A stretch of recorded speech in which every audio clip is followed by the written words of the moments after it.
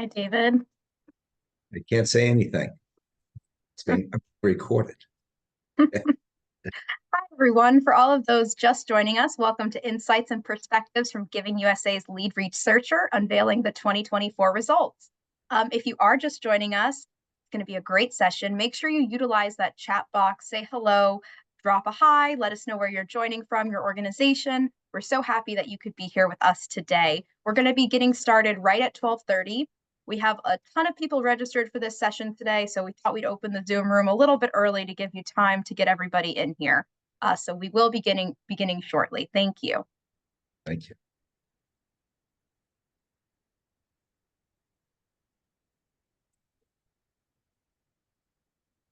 Oops.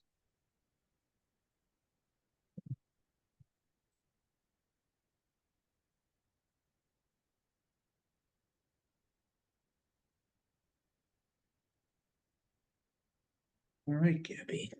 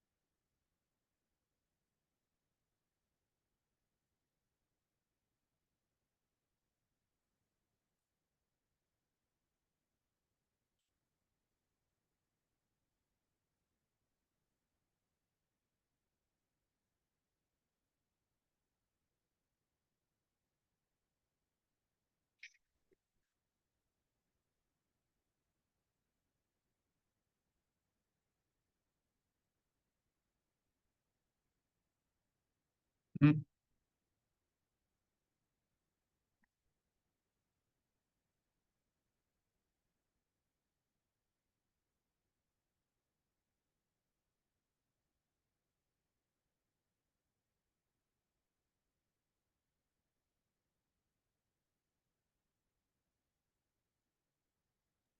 Hi there, Una.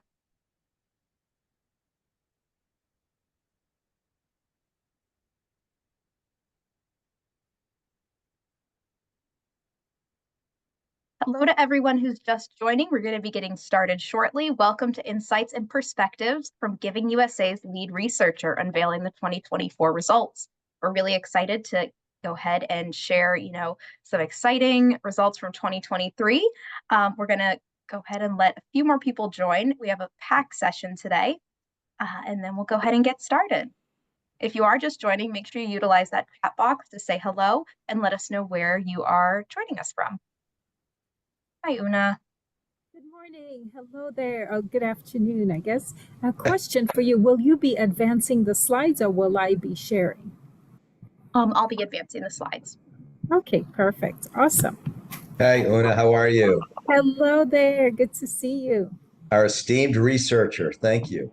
I'm excited to be with all of you. And you can hear me okay? The audio is good? Yes. Perfect.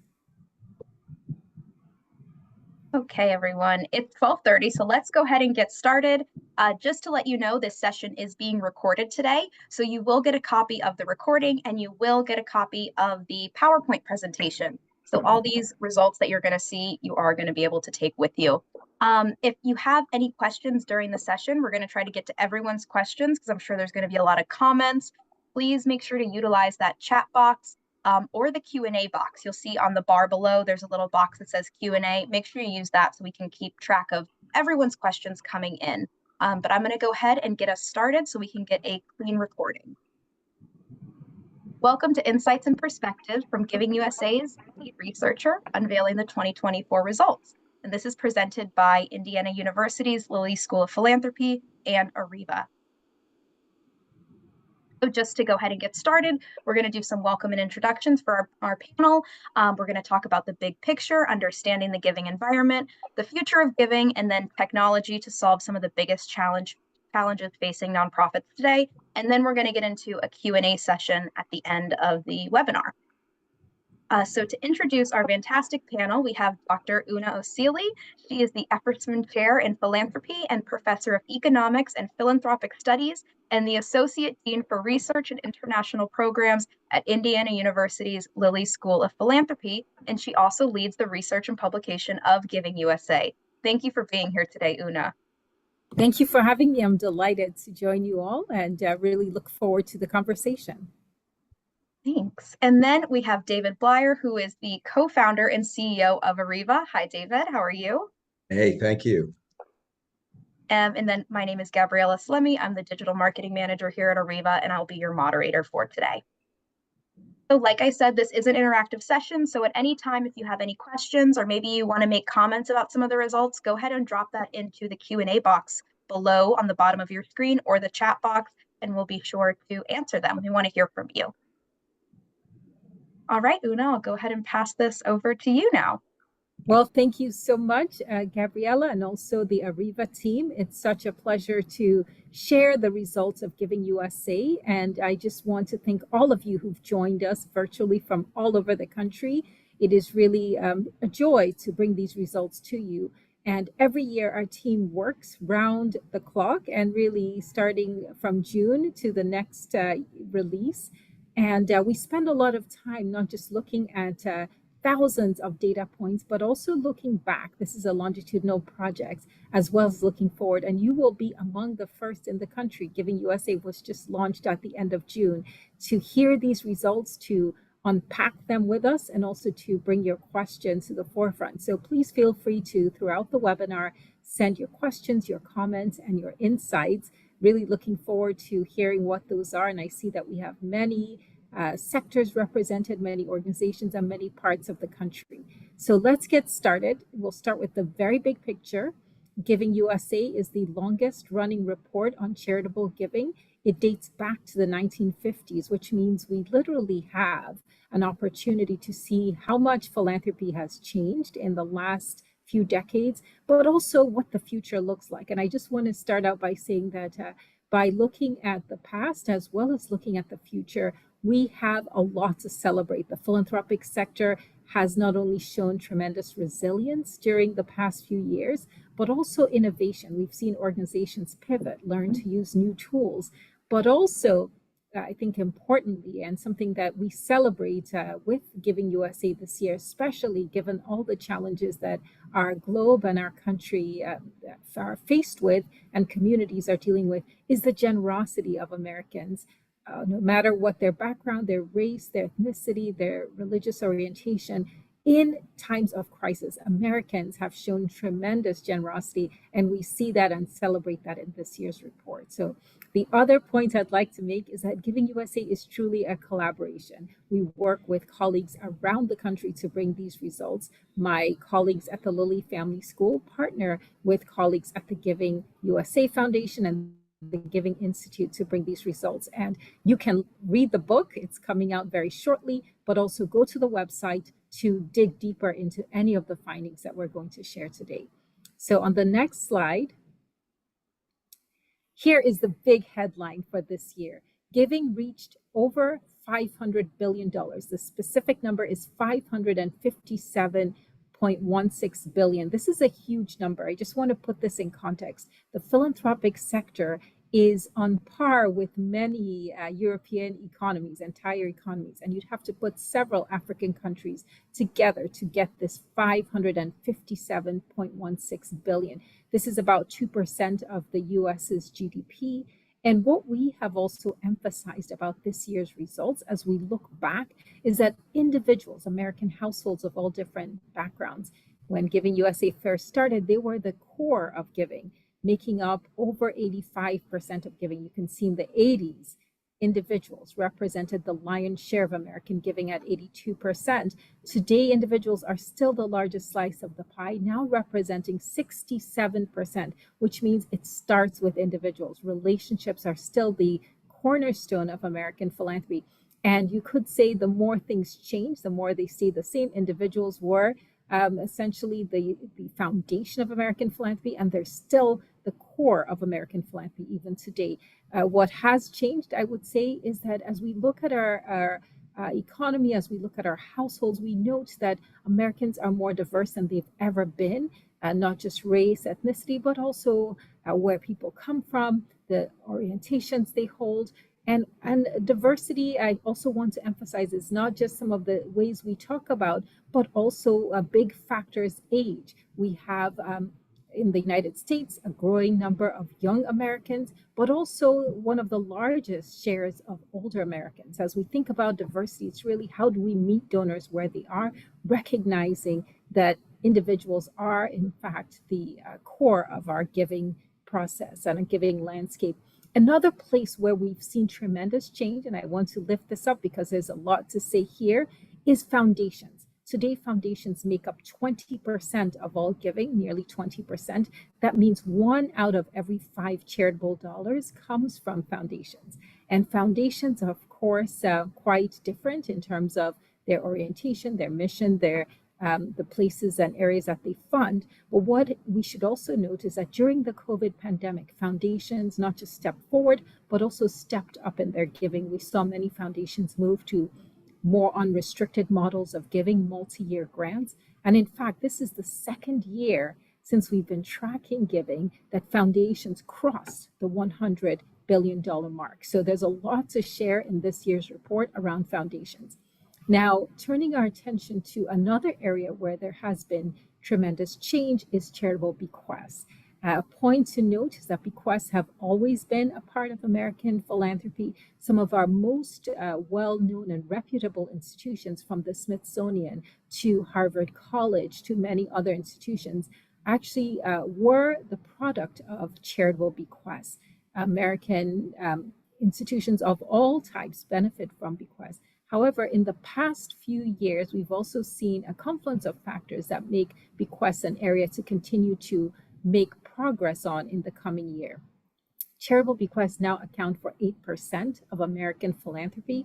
We also note that with our aging demographic, many Americans, boomers and above, are reaching their peak giving years, which means that organizations, nonprofits that have made investments in planned giving and legacy giving are starting to really see the results of their investments. Now, another area where we've been tracking for quite some time now is corporate giving. Corporate giving, it looks like it was about 6% in the 80s and even before that, going back to the 50s and 60s, corporations now make up about 7%. So while their footprint has not increased significantly, we've also seen a lot of change underneath that surface, meaning corporations are innovating in how they give. During COVID, many companies stepped up their giving to partner with a lot of institutions and communities, but we're also seeing companies innovate around workplace giving, where they're not just matching employee gifts, but they're also matching volunteer hours, these dollars for doers programs, as they've been termed.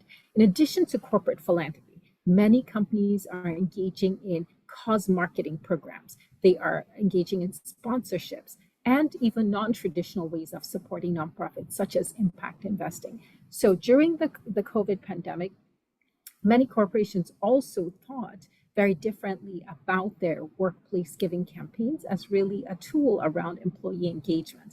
So when you put it all together, what this means is, although it may seem that corporate giving is static, we do see a lot of shifts taking place. So let me try to summarize very quickly what we have learned from this year's Giving USA report. Number one, individuals are still the lion's share of American philanthropy. And even if we were to just look at the growing slice of foundations, we should also note that about half of foundations are made up of family foundations, meaning these are still very much functioning as individuals, one or two people making decisions around giving. So really, as we think about individuals, whether living or deceased, if you need to have a strategy for the coming year, really focusing on relationships, building those relationships, whether those are with individuals or with foundations and corporations. When we add up half of the foundation slice, the bequest segment and the individual segment, we have something like 86% of all giving attributed to either individuals living or deceased. In terms of areas to watch in the next few years, certainly giving by foundations should be an area to watch, because during the past few years, many foundations have seen their asset values increase with the growth in the stock market and the financial markets. And this means that many foundations actually have more assets at their disposal to grant out. In addition, as we look ahead, we continue to project that bequests will be an area to watch, with a growing share of older Americans. During the pandemic, many older households not only increase their savings. The average savings for individuals 55 and above grew by 30%. So older Americans are really starting to think about those legacy gifts. So putting bequests on the agenda has to be a priority for many organizations. And finally, corporations. With so much changing around us, it's important to recognize that corporations have actually leaned in to philanthropy, but in many different ways. And increasingly engaging with workplace campaigns can also be an area of growth in the future. Una, there's a lot of questions coming in. Where would donor advised funds fall in this pie chart? I'm so glad you asked. That is the number one question we get for Giving USA every year. Donor advised funds are complex, as all of you know. When they are made, they're usually made as an individual gift. An individual sets up a donor advised fund. So we actually count them under individual gifts. So that's when those are first established. I will say more about donor advised funds as we go to the destination of giving, because there's a lot to share there. Thank you. All right, now let's look over time, what has taken place. This is where I really feel like we have a lot to celebrate. Although when we look at the numbers for 2023, we see that giving grew, giving did not actually keep pace with inflation. But what we do celebrate and recognize in this year's report is that when adjusted for inflation, we actually see the best giving years on record taking place during the pandemic. In fact, 2021, when we now have been able to analyze and look at all the final numbers around giving, was actually the best year of giving on record. Why is this such good news? Because many observers and analysts did not actually know what would take place during the pandemic. They didn't know if Americans would pull back on their giving, if there would be hesitation around giving. What we saw was that generosity actually grew during the pandemic, and that many households, especially high net worth households, were in a position to give because they saw that the financial markets recovered, asset values recovered, And in fact, many had accumulated savings during the pandemic because they weren't going on vacation or perhaps engaging in a lot of discretionary spending. So that is probably the headline. The pandemic era turns out to be a good time for charitable giving.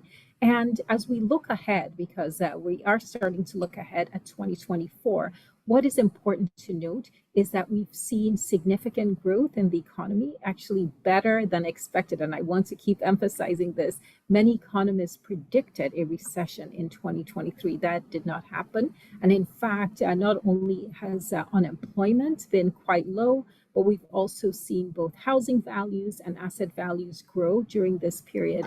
The most troubling indicator that's still on the horizon is inflation.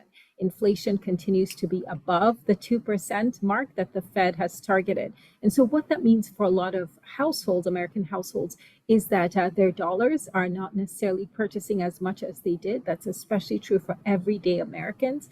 And what we've also seen is that has led to some hesitation among everyday households around their large-scale commitments and purchases. However, for higher net worth Americans, the story is quite different. Inflation, yes, is an issue, but is not having quite the same effects. What has mattered more for the high net worth households is the stock market appreciation and the fact that housing values and other economic indicators continue to be quite positive.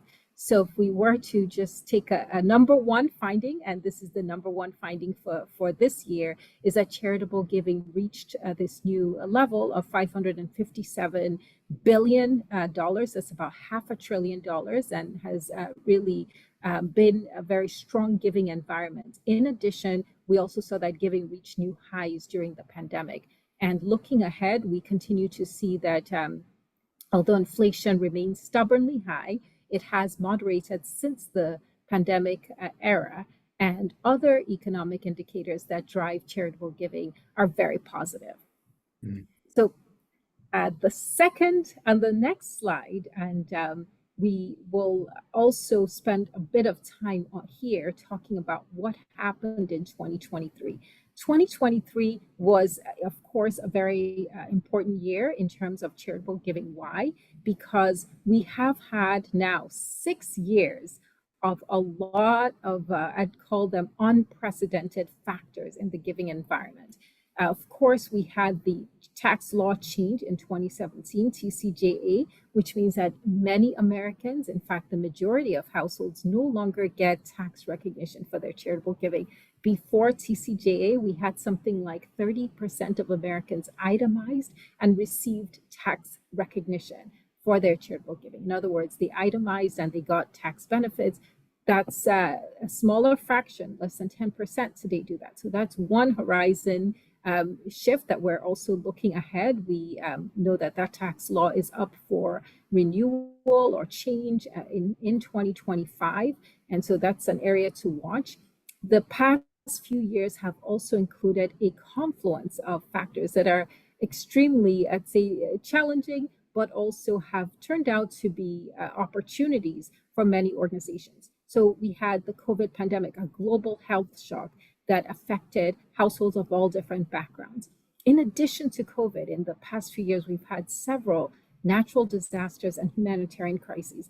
And the challenges are that these are both, some of them are global, some of them are local, whether those are wildfires in California or most recently hurricanes, even in Texas and the Caribbean. All of these affect both charitable giving as well as the work that nonprofits have to deal with. So it's created opportunities, but also challenges. At the same time, nonprofits, and this is where I feel like there's a lot that we have to recognize about how resilient and innovative a lot of organizations have been. The past few years, organizations have had to navigate a recession in 2020, high rates of inflation, which affect the cost of doing business for many nonprofits.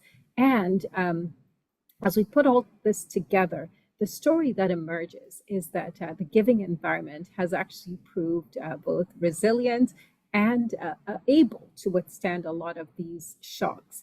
And the growth that we've seen in the philanthropic sector over the last few years, I think, provide a lot of optimism and hope as we look into 2024 and beyond. On the next slide, I have to just spend some time here. I'm an economist, and so certainly one of the areas we've watched very closely has been the overall performance of the economy and what it means. And when we share all these data points, often the questions we get asked are, there's so much to focus on. What indicators should I really look at? And here I'd say what we tend to look at is the overall performance of the economy, and that's the GDP performance. But if you want to go and drill deeper, I'd say other indicators to watch are certainly the stock market, because households give when they feel financially and economically secure. And many households, especially those who are older, are looking at their portfolios and the performance of those assets. And so certainly the stock market is a good indicator there. So finally, as we look at what other indicators can we track, we can also look at how household incomes are evolving. And in 2023, we did see that GDP actually increased by 6.3%. And even after we adjust for inflation, we still see positive growth, so 2.1%. But if I had to sum it all and say what's the both opportunity and challenge ahead, there's one measure that we've been paying very close attention to over the past few decades, and that is total giving as a share of overall GDP. Now, we have been tracking this for some time, and what has been both, I'd say, inspiring, but also a challenge, is the fact that total giving has remained at about 2% of GDP, which means in good times, we've seen this percentage inch up. You can see it's gone in the 1990s, a decade of prosperity. It increased beyond 2.1%. During the pandemic, we actually saw giving grow as a share of GDP, meaning giving was outpacing the growth in GDP. However, overall, it's been close to that 2% mark. So the challenge I want to issue to all of you joining today is, what would we in the philanthropic sector have to do differently to move the needle on this 2%? Is it do we need to provide more opportunities to give? Do we need to make it easier, lower the barriers to American households, to make it more, let's say, accessible to people? We've seen Amazon, Netflix, DoorDash, all of those platforms make it super easy to transact in what we call frictionless approaches to commerce and purchasing. Is that an opportunity in the giving economy? Another way to look at this is there a public policy component? Do we need more incentives? We know that people respond to incentives, so we need to incentivize giving at the national level, at the federal level, but even at the state and local levels as well. When we look at this total giving picture, it is 2%. And in fact, what I think what caught my attention was that in 2021, the pandemic era, total giving as a percentage of GDP actually reached 2.3%, which is a 40-year high.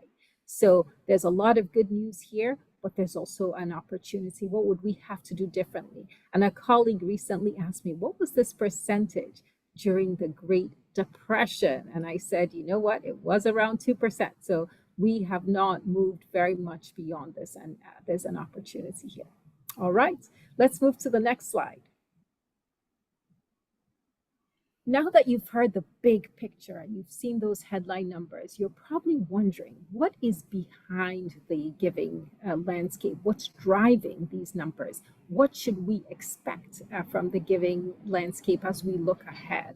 And so every year, our team literally spends time with these data points. We spend time with each of them, and we look at the explanations for the giving environment. So I'm going to take you behind the scenes. As I said, you are in for a treat today to really learn about the story behind these numbers. And so let us turn to the next slide, and I'm going to explain really where the numbers come from and essentially what we've learned from all the time we've spent. So really, Giving USA is a project that relies on a lot of collaboration, a lot of data sources, government data, as well as data on households, corporations, and foundations. What we've learned from all our time working on this project over the last few decades is that by putting this big picture together, we get a story of American giving, and specifically where the growth is coming from, and also what needs to be amplified, or what are the areas that need to be pushed forward. So let's take the big picture first and say that all four sources of giving actually grew in current dollars. But when we adjust for inflation, we did not see actually that all these sources kept pace with inflation. What I thought was interesting is that corporate and foundation giving, when we look at the 2-year growth rate, was actually positive, even adjusting for inflation. In other words, inflation is having an impact on giving, and the two areas that seem to be quite resilient and robust are the corporate and foundations. Why is that? Well, for foundations, it's because the stock market has actually been performing quite well. Even after adjusting for inflation, we had about a 20% year-over-year growth in asset values, financial market performance. And you've probably seen, if you've been watching the stock market, that 2024 has continued to be a very strong year for financial markets, especially in the tech sector. And so that is no surprise then that foundations experience this positive 2-year growth rate. On the corporate side, there is quite a lot to say about how corporations have done during the pandemic and beyond. For many corporations, they've been able to bounce back. We've seen corporate pre-tax profits improve.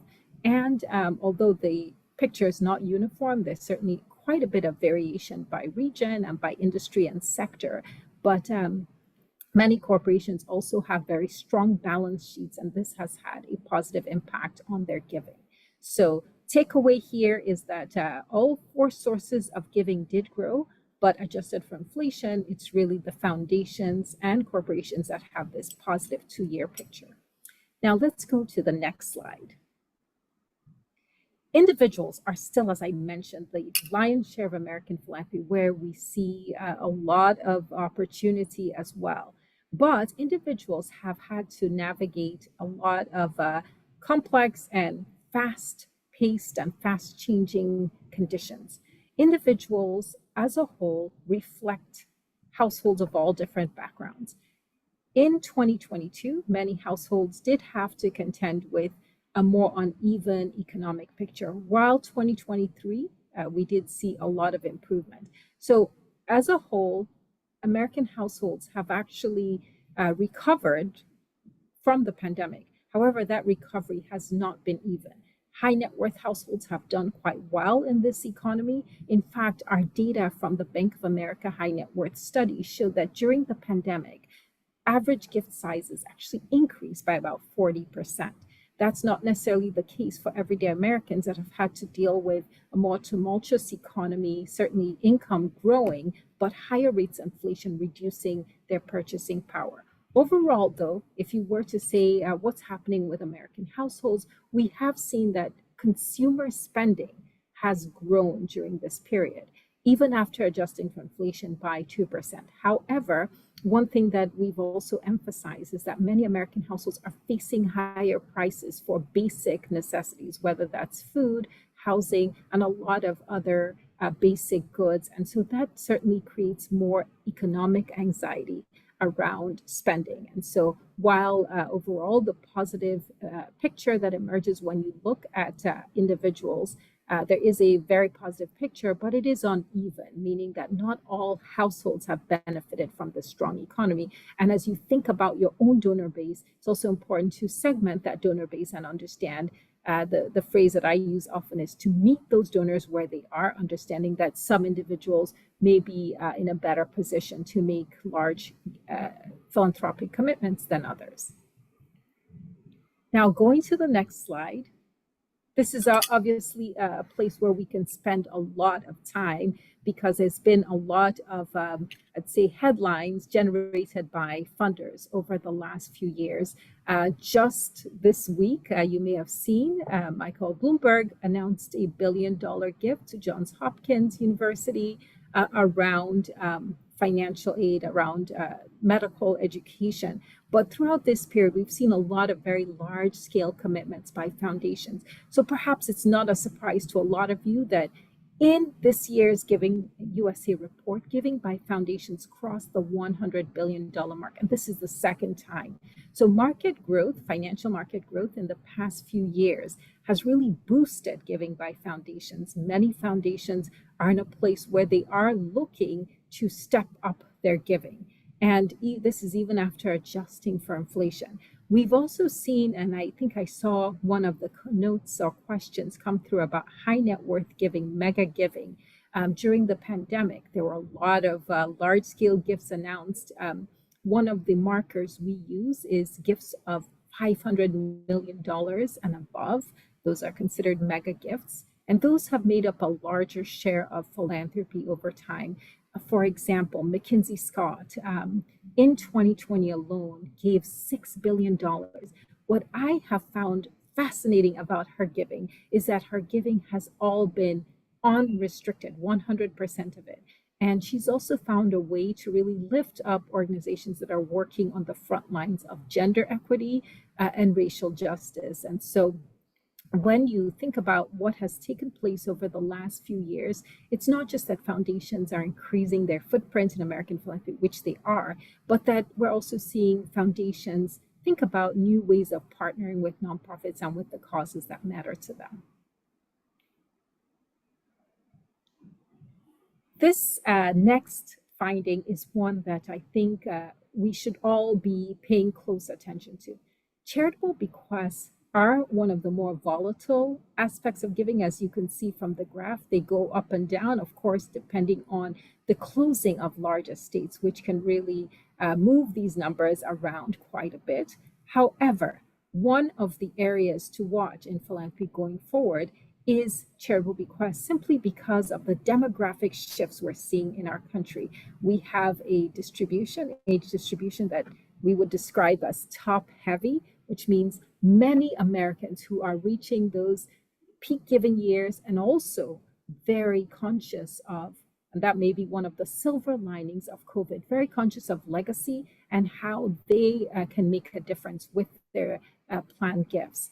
These demographic factors also align very closely with economic factors. Older Americans have accumulated savings. The wealth of older adults actually grew by about 30%. During this period. So a great time, a great moment to really build in the aspect of charitable giving, the bequests and planned gifts into your planning for the next year. I can share that organizations we've seen who have made these investments have actually seen the return on those investments. So if you haven't started thinking about planned giving, this is the time to start. If you have already started, it's a good time to really assess and perhaps reinvest and reinvigorate your work around planned giving. The next slide also highlights an area where we've seen quite a bit of shifts and changes taking place. In particular, corporate giving has been buoyed by a strong macroeconomic environment and also increasing awareness of companies around the need to partner with nonprofits in new ways. Giving by corporations is still the smallest slice of the pie at 7%, but I think it's important to know that many companies are going beyond the corporate philanthropy bucket.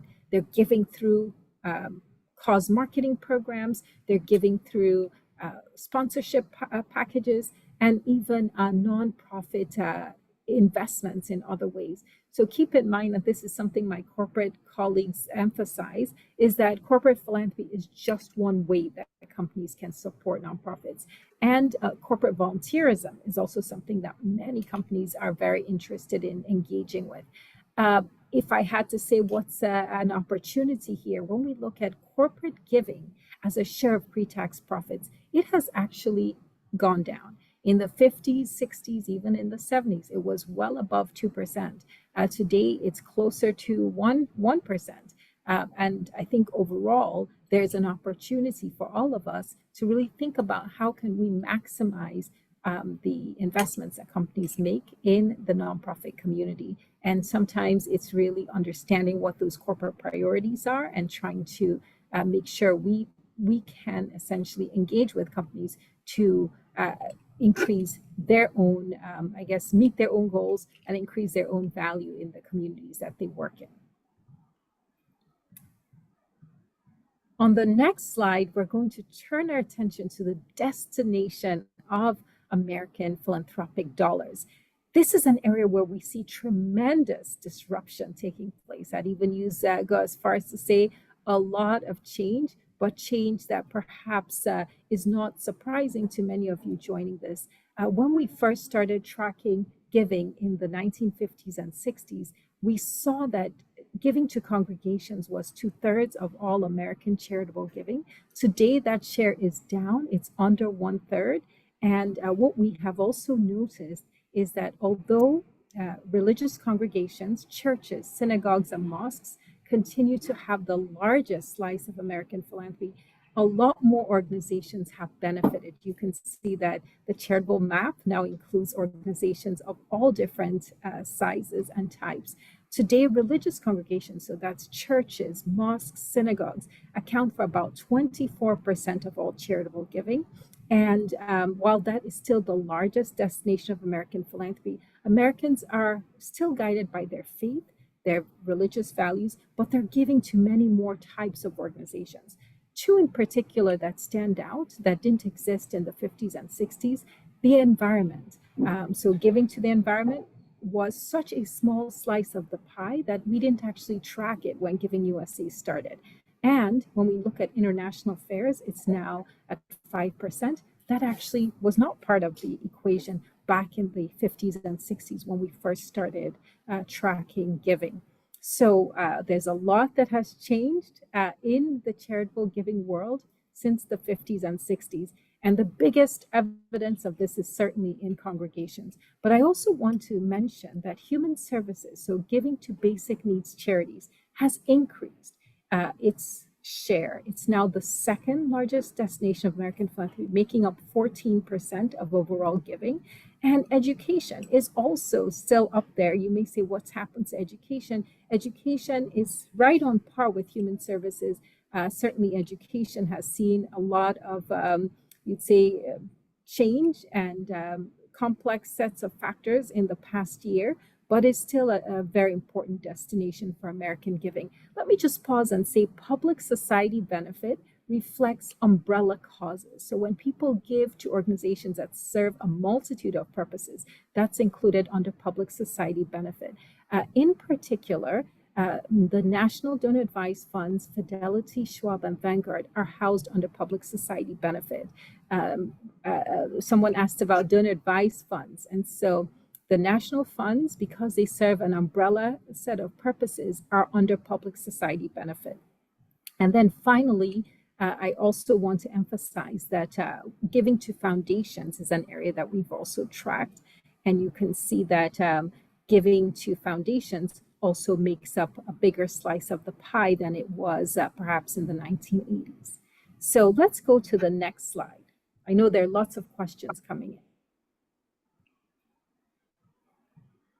As we look at the year and what has taken place in 2023, what is very clear is that the areas of giving that have grown over the past few years are also areas that are largely supported by high net worth donors.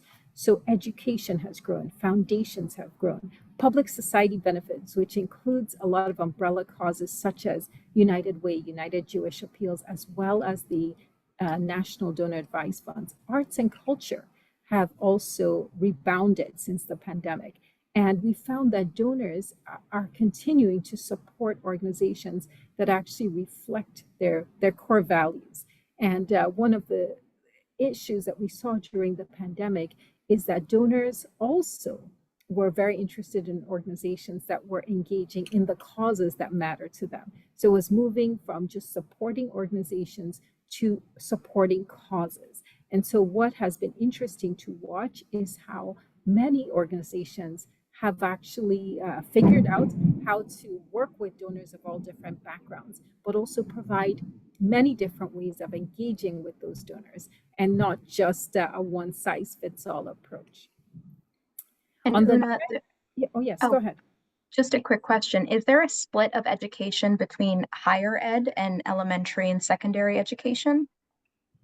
Good question. Great question, actually. In Giving USA, we mostly provided an aggregate form. So you just have education. But in the Giving USA book, we do break it down. So if you want to learn more about higher ed versus other types of education, you can purchase the Giving to Education chapter.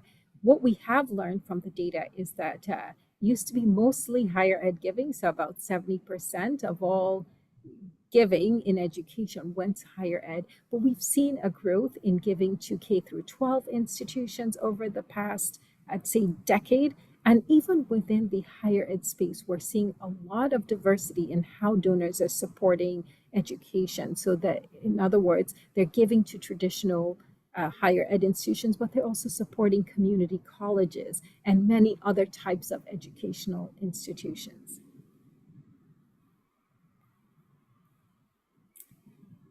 All right, this is the fun part. So we've just shared all the data from 2023 and what those trends mean. Now we have a chance to look ahead. What's taking place in the giving environment now? What do we expect in the future? So why is this such an important and timely topic? There's a lot to unpack in our giving environment. In addition to the economy, there are geopolitical tensions, not just in the United States, but around the world. We have the November election that's looming. And in addition to that, many crises around the world, climate change certainly consuming a lot of our attention this summer, especially with record heat levels in many cities. So as we look at the future, what we have really taken away is that philanthropy has a unique opportunity to help meet challenges, both at the local level, but also at the national and global level. We've seen during the pandemic that nonprofits and philanthropists and donors have been able to pivot. They have been flexible, they've been agile, they've been resilient. And so as we look to this future, there is really a new opportunity for philanthropy to partner, to collaborate in new ways to help solve these complex problems. So let's go to the next slide. As we look ahead, we see that certainly giving grew, but did not keep pace with inflation for some of our core categories. Two categories where giving did not keep pace with inflation are religion, giving to religious organizations, and international causes. There are several reasons for those findings. With international affairs, let me spend some time on that because the war in Ukraine drew a lot of humanitarian support. And essentially, we have found that some of that giving has been moderated in the last few years. However, when we look at education, human services, health, giving has actually rebounded in most cases to pre-pandemic levels. So as we look ahead, there is once again an opportunity for nonprofits, especially those who have honed in on how to engage with donors, how to connect with donors, and how to build those long-lasting relationships that are based on trust. So let's just summarize by the next slide by talking about what is required in this environment. There are headwinds that the economy is certainly playing in shaping the giving environment, but there are also new tools and techniques that technology is opening up and demographic shifts that are likely to shape giving in the future. I'll just say that on the new vehicles and channels, during the pandemic, there was an inflection point where online giving grew to now reach more than 10% of all giving. In addition, we found that organizations that have focused on really three key things: legacy giving, retention, donor retention, not just bringing in new donors, but retaining those donors. And finally, expanding the pipeline. When we talk about the future of giving, it's really how do we engage the next generation of donors and a diverse group of donors who can use not just their talents, their time, and their treasure, the 3 T's, but we've expanded those 3 T's to include not just time, talent, and treasure, but also testimony, their voice, their platforms, and their networks, their ties to help move the needle on a cause. And another point, which is so important for nonprofits, is that in this environment, investing in talent is going to be important. Nonprofits have seen that the labor market continues to be a challenge, both with attracting new employees, but also retaining those new talents. And then finally, one area that we are watching very closely is how AI can both open up new possibilities, but also poses some challenges with engaging donors from a trust perspective and a relationship perspective. Trust is the core of philanthropy. It's the foundation. It's the glue that holds the sector together. So for many organizations, the question ahead is how do you engage donors at the same time building trust and building relationships? So I'll stop here, hand it back over to Gabby to take us through the rest of the webinar. Thank you, Una. That was great. Okay, David, do you want to talk a little bit about technology? I'd love to talk about technology. Una, first of all, I can't thank you enough for all of that valuable information. It was a lot of amazing, meticulously research that was done and sharing with the audience. I don't think we're going to answer all of the questions on how to really build those relationships and really focus on the bequests. And I think you really did provide a lot. But I do think technology does provide some of the challenges that people are facing today, whether it is about the donor acquisition, building these relationships, having long-lasting relationships, getting part of those requests. And there's a lot of technology out there, and a lot of the technology that exists today is absolutely phenomenal. I think some of the challenges that are happening within the entire industry as a whole with technology is that there's a lot of software that just doesn't communicate with one another. So if it's building those relationships, how are you interacting when you do receive a tribute gift from somebody, or you do get an online donation, or somebody is registering for a gift or giving through a capital campaign?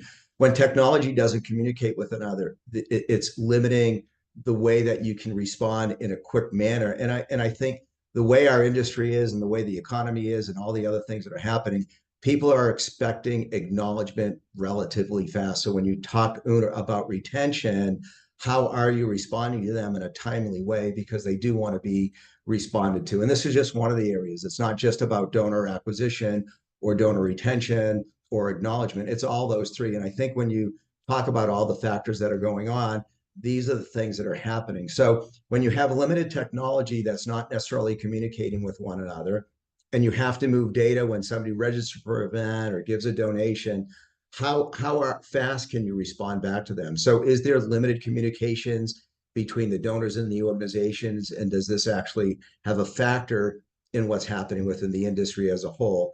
And then when you aren't communicating particularly as fast as you want, they're finding that there's a lot of inconsistent donor engagement. And then the experiences that both sides are expecting aren't necessarily happening. And I think there's a lot of that going on, but I know there's solutions out there. There is one solution that I'd love to talk about today, and how you overcome some of these challenges is through a product that is called Exceed Further.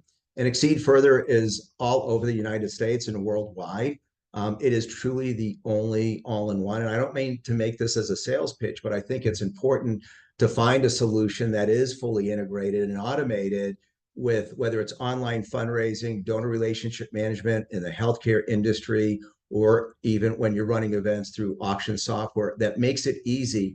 And Una, you said something earlier about frictionless and easy to use, and giving when online giving is increasing year over year, you have to make it easier. You have to keep people on your website. You have to allow that site engagement is going up because there's a lot of information out there.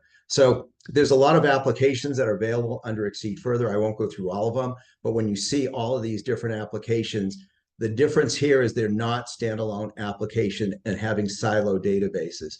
They're all integrated, and just move quickly so we can get to Una's questions out there, but it is all integrated as one solution. And when you see this, it opens up communications for a lot of other things.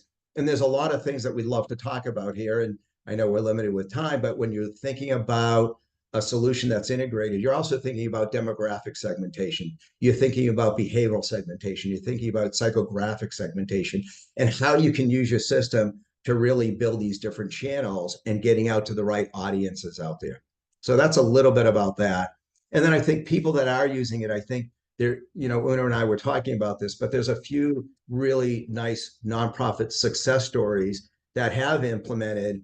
So even during these times of inflation and pivoting and COVID, there are some great stories that are out there. I mean, some of these are all volunteer organizations like Cure GSD in the healthcare side of this, that they figured they needed $8 million to cure one piece of deficiency. And they used a lot of different technology that communicated all as one. And it wasn't just technology, it was the ability for email marketing campaigns to be segmented to different audiences, because it's not just one email marketing. And I think you brought that up, is it's different marketing things that are going out to different people and hitting those right audiences. And this was a great case study because they used a lot of the technology. They used a lot of different types of events. They pivoted during COVID. And the wonderful thing here is, and I always love to talk about this story, is they actually found the cure for one of the first deficiencies within glycogen. So that was a really nice case study that was done using a lot of the technology that was out there to really reach their audiences. Another nice case study was a local Davy Pal. This was an organization that was very limited. They had 20 kids in their programs. They had very limited constituents. They weren't really raising money. They weren't increasing on their donor acquisition. They weren't acknowledging the donors that they currently had. They brought in a new executive director, and everything changed over a period of 2 years, to going from a program of 20 kids to over 500 kids, and now having over 500 active donors. But they used a lot of the technology to enable them to get to that point. And they had a lot of different challenges. They had a lot of different ways of pivoting. These were just some examples, but the results speak for themselves. And the last one I always love to share about is a Boys and Girls Club of Salt Lake City. Boys and Girls Clubs are all well known out there, but they're all also individual chapters that are, and they had a lot of different software. They weren't communicating with one another. And the results of what they've done now is they've grown their clubs to over 7 different locations from 5 originally. They grew their membership, but they also use a lot of the impact reports that people talk about, and they use a lot, to share how many meals they're serving. They bring people to their website. They've done a lot of wonderful things in online giving that are changing and pivoting, and they've adapted to a lot of different things. So there's some really wonderful stories that are out there that you could adapt to. If you go to their different websites, you can see how they're using these things. But these are wonderful things that are really helping the causes out there. With that, why don't we turn it back over to Gabby? And Gabby, why don't you ask some of the questions that are out there? We can address them. Sure. Before we get to those questions, I just want to go ahead. You'll see a poll come up on your screen. David, you shared a lot about Exceed Further and some of the successes that nonprofits are having every day. So if you would like to learn more about Exceed Further and have a free fundraising and donor relationship management consultation and demo, we're more than happy to share more success stories and how we can do the same for your organization as well. So go ahead and just answer yes or not at this time at this poll on your screen, and then we'll go ahead and get into these questions. So Una, I'll go ahead and turn over this first question to you. We had a few people that were curious about foundations versus corporate foundations. So are corporate foundations counted under foundations? It's a great question. Corporate foundations are included under corporations. So we include giving by corporate foundations and corporations under corporate giving. Foundations refer to the foundation sector. And I think I saw a question in there about family foundations versus other types. Now, family foundations are not an IRS designation at all, but certainly foundations include a wide array of organizations, some of them, of course, very large, professionally staffed, and some of them on the small side and not even professional staff, 1 or 2 family members. Regardless of the type of foundation, I think there's some common elements that we can draw on in this environment. Asset values, the stock market growth, financial market appreciation has actually put many foundations in good stead around their giving. The pandemic has also opened up new conversations, especially around more flexible types of funding partnerships and unrestricted gifts. So I think many funders are interested in hearing how organizations can use more flexible funding, and they're also looking to engage their nonprofit partners in new ways. And so, if you put all this together, it's really, I'd say, an opportune time to engage the foundation sector and segment. That's great. And then there is a question, and David, you might be able to provide some insight on this as well. This person's asking, I realize you don't measure GoFundMe, but do you have any thoughts about the impact GoFundMe has had on philanthropy? Una, you Yes, want to answer that? yeah, I'll answer it a different way. Yeah, please. sure. Happy to hear your thoughts, David. And I'll just share that we've been tracking giving to GoFundMe and other person-to-person types of giving.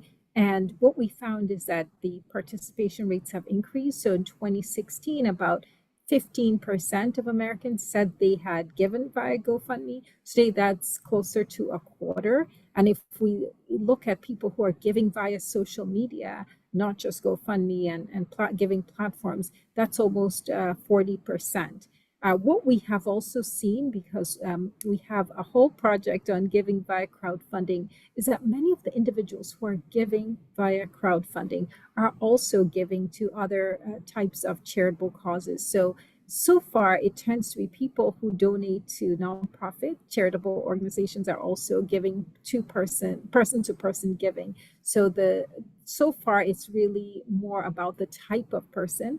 What the giving platforms have done is they've made it easier for people to give. So GoFundMe is more of an example of frictionless. There's a lot to learn from that model. But when you look at person-to-person transfers, they are also going to individuals, but they're also going to businesses, and in some cases going to nonprofits. A good example is during Hurricane Harvey, the football player J.J. Watt raised about $40 million on a platform. It was called You Caring at the time. It's been purchased by GoFundMe.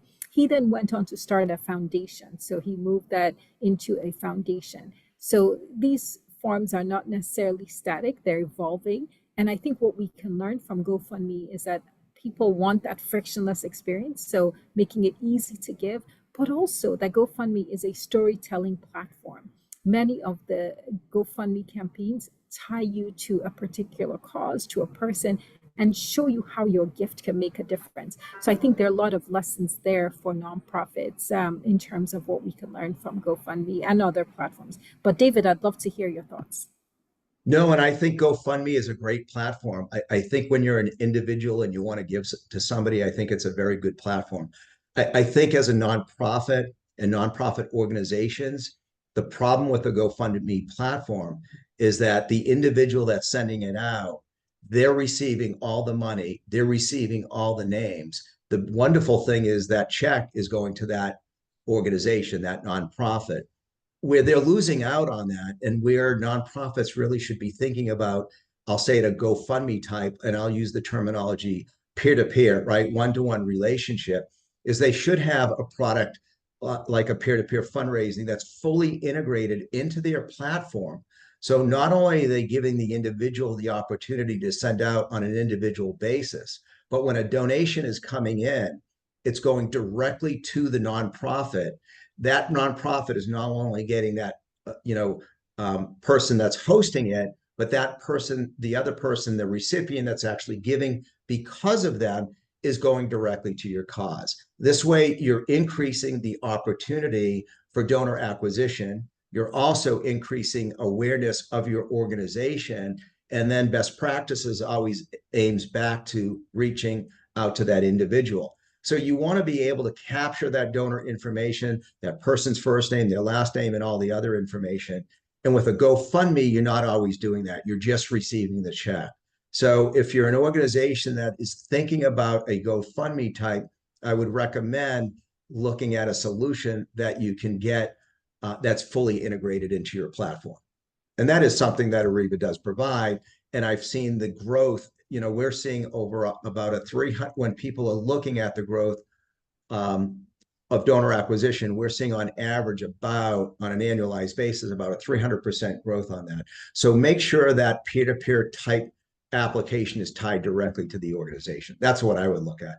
I think GoFundMe, when it's an individual and it's insurance and it's a friend and they're really desperate for money, I think they're a wonderful platform. But again, if it's tied to the nonprofit, and Una, you bring up a good point because they are giving to different organizations. You want to tie that and build those relationships because, like you said a lot of great things today about bequesting and planned giving. Those are relationship buildings. It's not just that one person that gave you, whether they raised $4 million or $40,000 for something, but you're getting all of those names. So I think those are literally important things when you're building out your platform as well.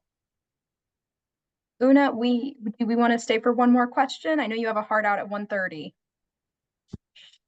One more question would be great, and then we can wrap up. Thank you so much. Okay, this was a question that came earlier in the session. I thought it was interesting. How does Giving USA track participation rates in individual giving?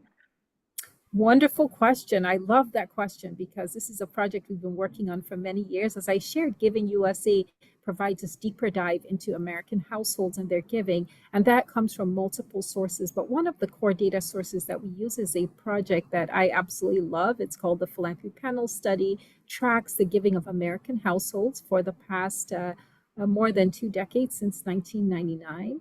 And that is where we've seen that participation rates were at a very stable rate of 2/3 of Americans give in the beginning of the 21st century. And that top line number has gone down. Today, less than half of American households give. So I want to leave our audience with just one more challenge, and that is how can we encourage more giving in our communities, in our families, in our workplaces, and in the organizations that we serve. And so how can we make sure that more Americans, especially younger Americans of all different backgrounds, if you want to learn more about the Philanthropy Panel Study, we have a website at the school called Generosity for Life, allows you to do a deeper dive on the Philanthropy Panel Study.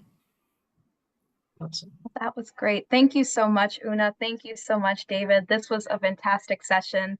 Thank you so much for joining us. You are going to receive a recorded copy of today's webinar, as well as the slides from today's presentation.